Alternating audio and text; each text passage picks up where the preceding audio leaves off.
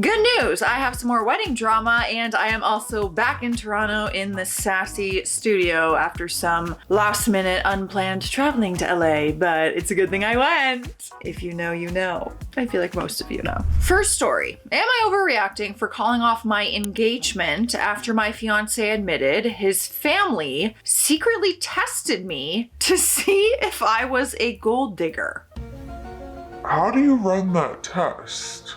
This story first got posted February 20th, 2026. I, 24 female, have been with my fiance, 27 male, for almost 4 years. He has a really well-paying job in tech, and I make pretty average money. We've always split things fairly, and I have never asked him for expensive stuff or trips or anything. I honestly thought money was a non-issue for us. I never was interested in him for his money anyways. We genuinely clicked so well, and I loved his personality. We are into the same nerdy things, and his family seemed to really like me. I never thought I'd have to worry about our relationship going south until now. A few days ago, my fiance sat me down and said he had something he wanted to tell me, and he was smiling like it was good news. He basically told me that his family had been secretly testing me for the last 11 months to make sure I wasn't a gold digger. He said they were worried I only liked him for his income and wanted proof before we got married. The test was that they made it seem like he was struggling financially and might lose his job. His mom would casually bring up layoffs. His dad talked about how unstable tech is and slowly turned it into, he might actually lose his job and you guys might have to really downsize.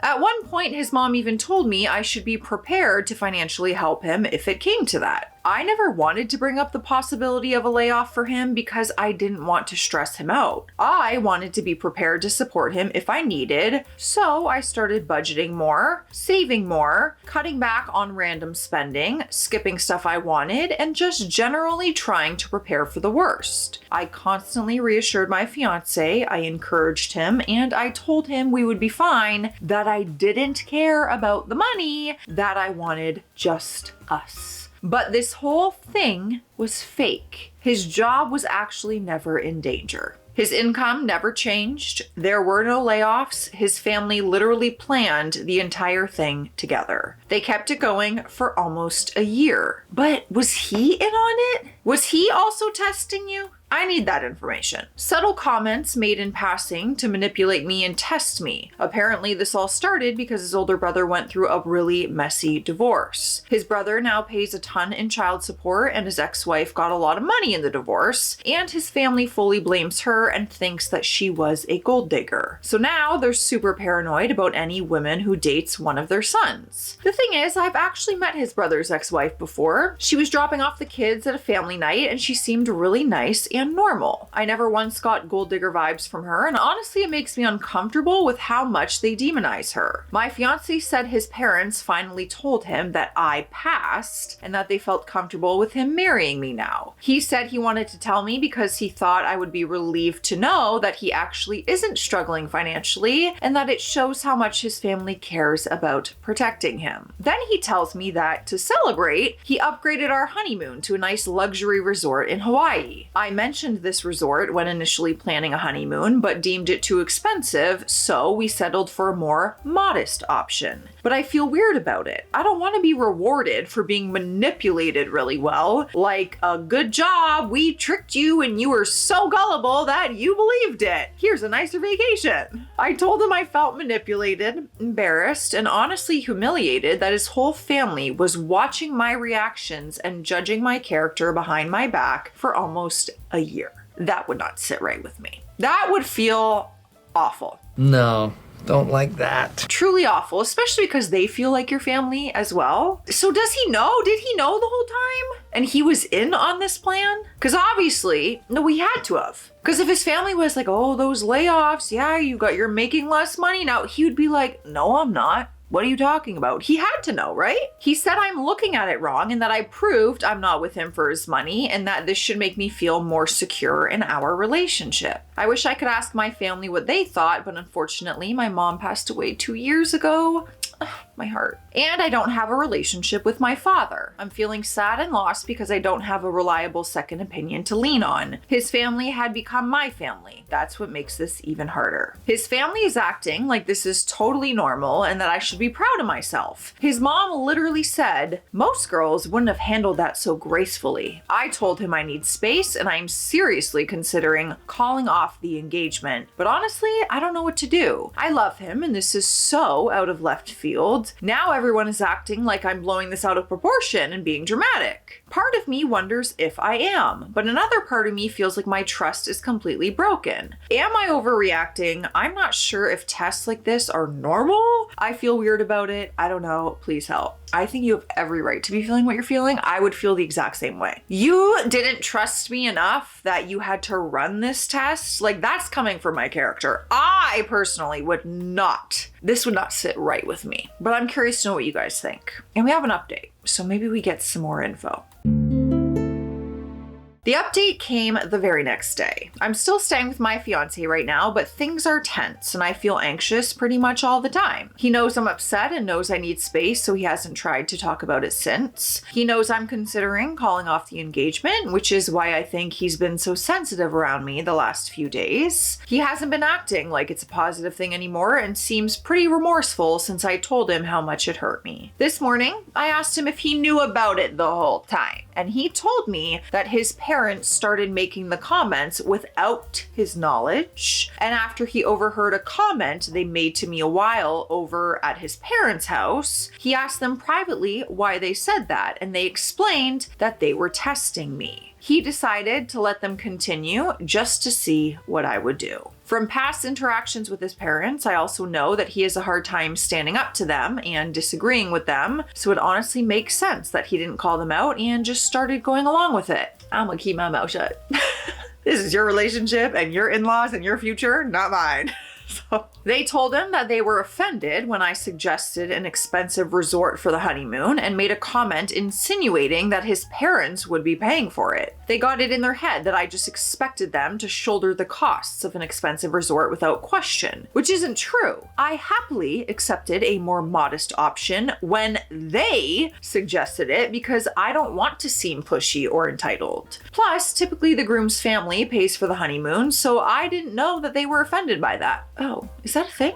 I have never heard of that before. Maybe I really did come off as entitled, but that honestly was never my intention. Regardless, I don't think that justifies testing me like this. He wasn't the mastermind, but he never stopped them and didn't see why it was wrong or manipulative until I told him how upset I was. A part of me wonders if he was manipulated by his parents to think that this was acceptable. I am torn between calling it off or having a conversation with him and asking him to go to couples counseling, plus set serious boundaries with his parents. I also saw some suggestions recommending that I talk to his brother's ex-wife. I think that's a good idea, but I'm honestly really nervous about it. I don't have her number, but I do follow her on Instagram, so I am considering DMing her or asking to call her. The plot thickens. We got another update. February 23rd. Well, my fiance found this post. Oh boy.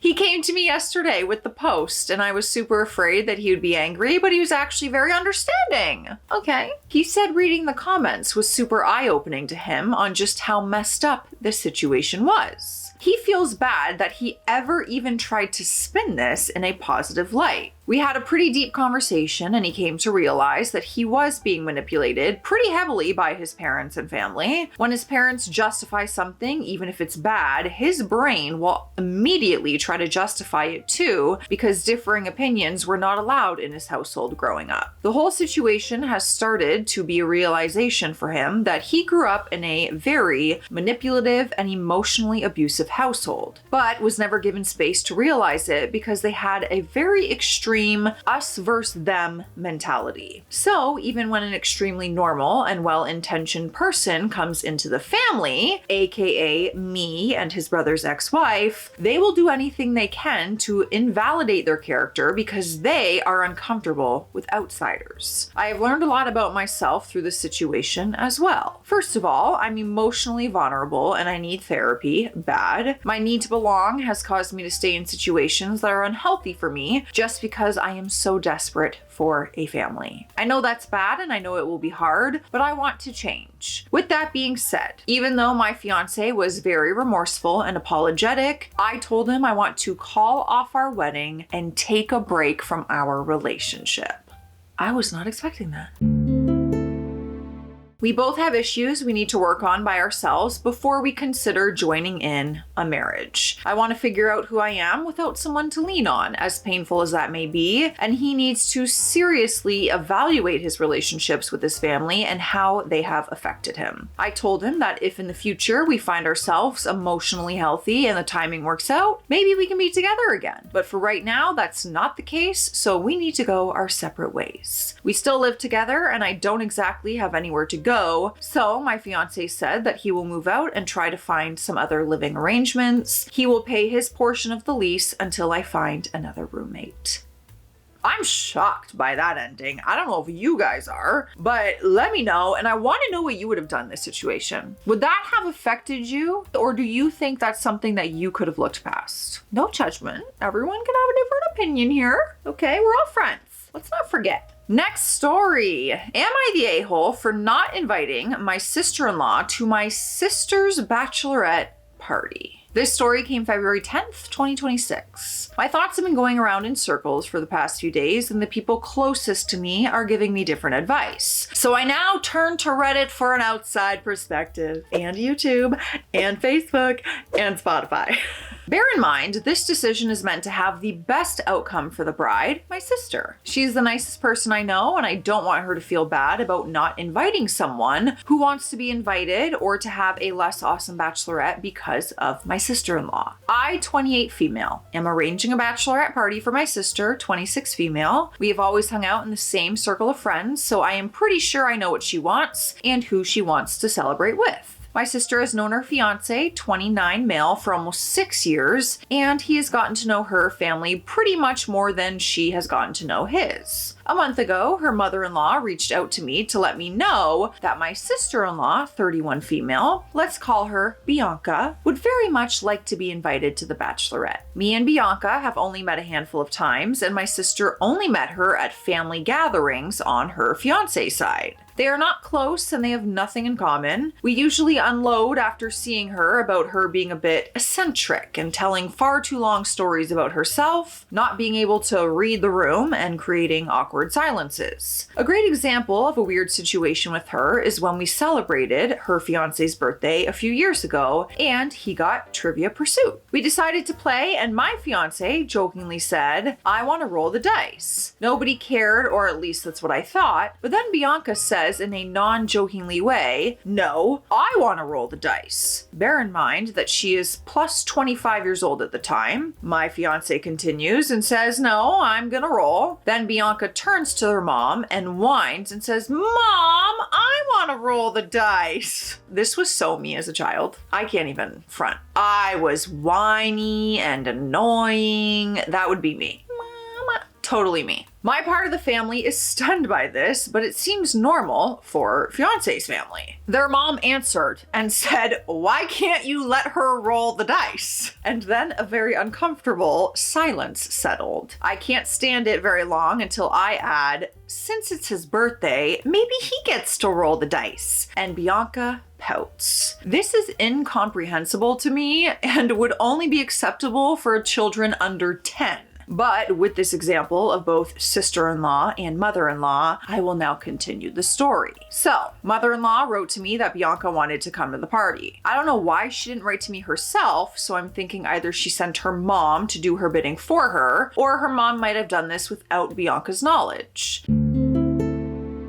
This put me in a tight spot because up until then, I hadn't even considered inviting Bianca, and I knew that I would have never invited her in the first place. My sister, the bride, wants the Bachelorette to be a complete surprise and have as little to do with the planning as possible. So I reached out to our closest friend group, which would all be invited, about inviting Bianca, but nobody knew her. From all the people we were planning to invite, about 12 people, everyone knew everyone because we're a tight-knit group.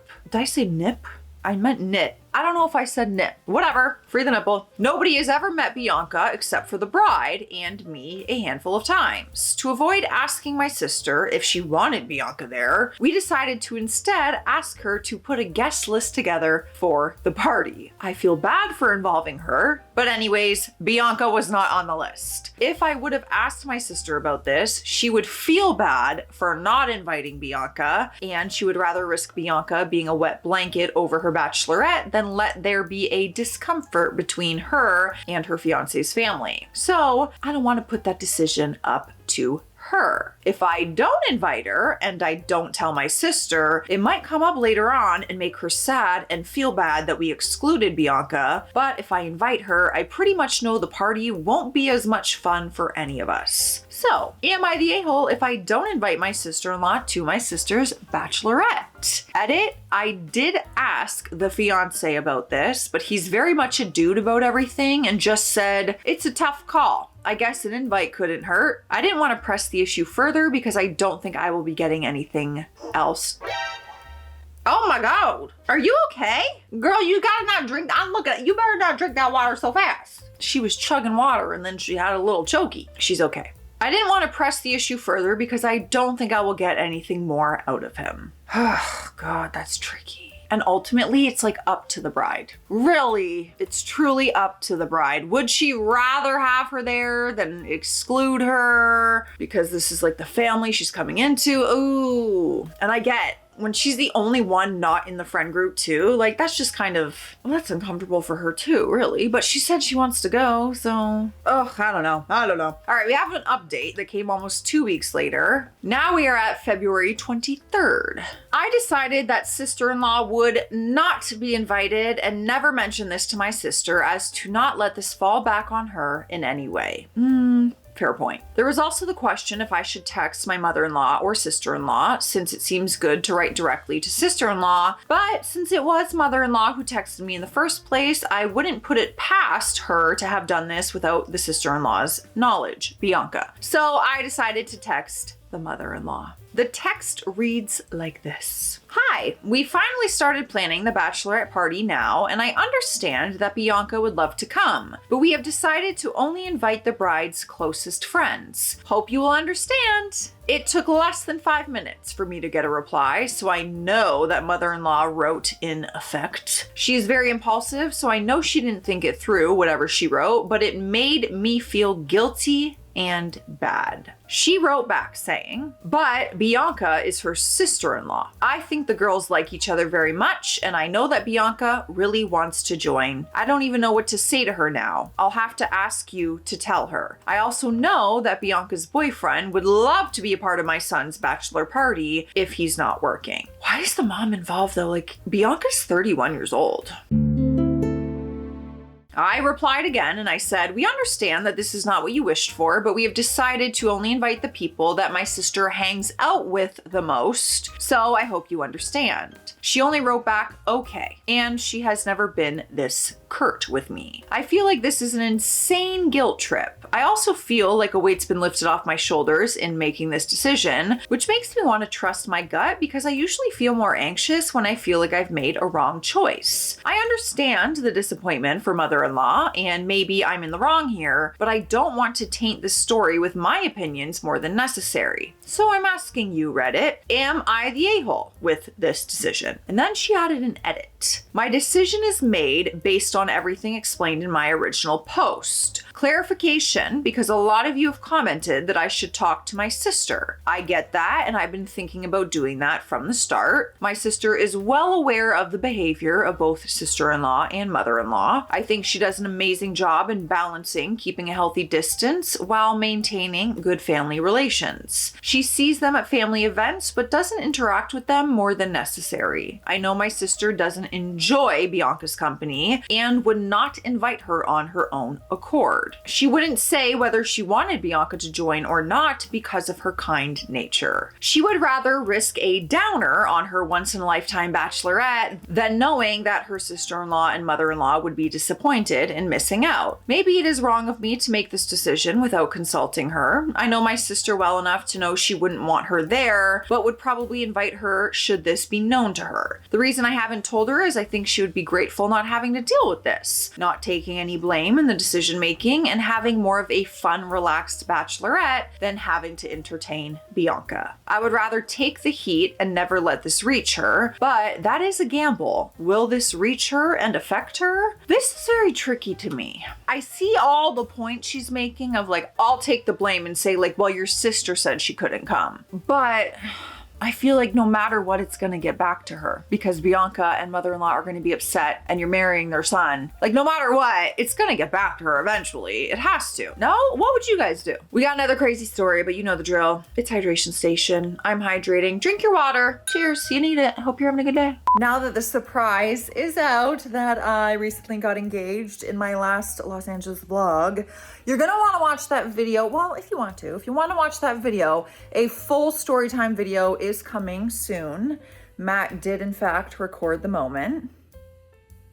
I completely had a full-on mental breakdown. Anyways, you're gonna want to watch the first one if you want to see the second one for the moment. But I'm just letting you know it's coming very soon. So if you have not seen the vlog and the first initial moment, go watch it. And then the full story time is coming very soon on my second channel at Life with Joss. All right, next story. Today I effed up by going to my ex's wedding. This story came February 14th, 2026. Kind of ironic to be posting this on Valentine's Day, gotta say. My ex-girlfriend invited me to her wedding. It was unexpected, but I accepted. The invitation said the people who were allowed to bring a +1 were either married or engaged couples. I was not engaged or married, so I went alone. I managed to couple up with another single guy at the wedding, and I stayed with him throughout the ceremony to avoid looking like I didn't belong. The two of us got separated at the reception because we were allocated to different tables. My table only had single people. As we got to know each other, we realized we had one specific thing in common. We were all exes of the bride. That's interesting. It was a little weird, but we made a joke out of it because we assumed that was the point of us being there. Fast forward to speeches. When it was the bride's turn to speak, she asked all of her exes to stand up, which we did. She informed the audience that we were the people she dated and disappointed her over the years before she discovered the love of her life, aka her husband. She wanted us to know how grateful she was to have been with all of us, but then she locked eyes with me and said, maybe not all of us. She said my name and asked me to wave at everyone. I waved like an idiot. She warned all the women at the wedding to watch out for me because I literally peed on her. The husband stood up at that moment and covered the microphone with his hand while he whispered something to his wife that made her look confused as hell. The bride sat down without saying anything else. The husband made an awkward joke about his wife having too much champagne and instructed us to please take our seats. The DJ intervened and asked if any of the groom's exes were also in the house, which actually made the audience laugh. The music played and everyone pretended none of that just happened, except for me. I got the F out of there as soon as the lights dimmed for the disco ball. What is happening? What? Okay, stunned. We have an update a week later, and I just really want to get to it because I just want to hear more of the story. A few people who were at the wedding decided to reach out to me afterwards, so I did a little breakdown. Random person number 1. This guy managed to find me on Instagram. He introduced himself as a friend of the groom and said he was gonna make me pee myself if he ever saw me anywhere near his friend or his friend's wife again. I do want some clarification on that of like, you peed on her? fellow single friend that I made. The dude's dad owns an umbrella business or whatever that he's been trying to sell me umbrellas, even though at the wedding he joked about their umbrellas being poor quality and absolutely not worth buying. Apparently he was drunk when he made that joke and now he is spamming me. My ex's ex. One of my ex's exes DM'd me on Instagram and wanted to know if I really peed on the girl that we both dated. I said I did consensually. It was like a thing that in the bed. Okay. Based on his follow-up questions, I could tell he wanted me to provide more details and for me to be as descriptive as possible, which made me feel like he might be getting off or just taking the piss, pun intended. Either way, I tapped out of that awkward Q&A as soon as he asked for my number, so that he could create a group chat with all the other exes from the wedding. He never said it in so many words, but it was implied that he wanted the others to share their intimate experiences too, which was weird. Random person number 2. This person never identified themselves or bothered to at least send me a DM, but their Instagram profile showed their ID. I still didn't know who they were, but their pronouns were they, them, which I'm only mentioning because I'm using said pronouns to show more respect to them than they showed me. They targeted the comment section in my last Instagram post and randomly replied to people who commented by telling them that I peed on their best friend who just got married. I blocked them, disabled my comments, and I made my account private, but the damage was done. Friends, family, and coworkers who managed to read the messages sent to them before I disabled the comments contacted me to find out if I actually did, on another person. I was honest about what happened, but only with the people I considered close. The husband. I almost didn't answer when I noticed an unknown number calling me, but I did end up answering the call and I realized it was my ex's husband. He said I was the first of 4 exes he was calling with an apology on behalf of his wife. He wanted me to understand that he was traveling for work during most of the wedding planning, so he apparently had minimal involvement, which actually suited him because his wife made him feel like she had everything under control. He joked about her trying to gaslight him into believing that she informed him about her exes beforehand, but he remembered no such conversation. He made it sound like it was something funny because he never expected us to actually show up, even though we had to confirm that we were coming. The longer I listened to him, the clearer it became that he was gaming while talking to me. As a gamer myself, I automatically recognized the mechanical sound of those Dead by Daylight generators in the background. Dude would repeatedly pause mid-sentence to do whatever he needed to do in the game and then forget what the last thing was that he said.